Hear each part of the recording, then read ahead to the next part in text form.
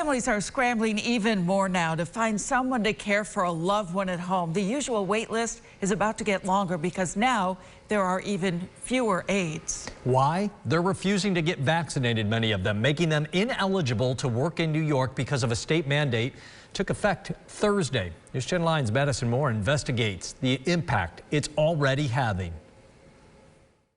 Not having enough healthcare workers has a ripple effect. Hospitals can't send some patients home without the support of home healthcare aides.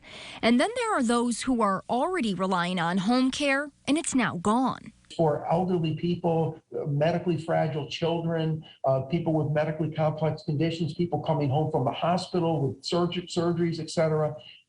They're all impacted by this to the extent that the workforce drops significantly so that you can't meet those care needs.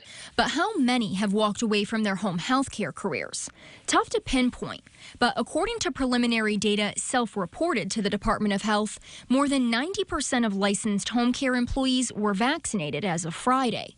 But that means nearly 24,000 have chosen to not get the shot. I was speaking to one of our groups actually in New York, and they said, we are saying no to 50% of our referrals. We just don't have the staff. And the patients who rely on the aides for getting out of bed, getting dressed, grocery shopping, and more have been told they don't have the staff to help anymore. And those jobs aren't easy to fill. Most of the time, the agencies will tell you that to orient a new nurse to work in the field takes about 9 months. So if you lose a staff person, it's not like somebody can walk in the door and suddenly start doing this. A difficult situation only made worse for those who rely on care in their homes each and every day. In Syracuse, Madison Moore, News Channel 9.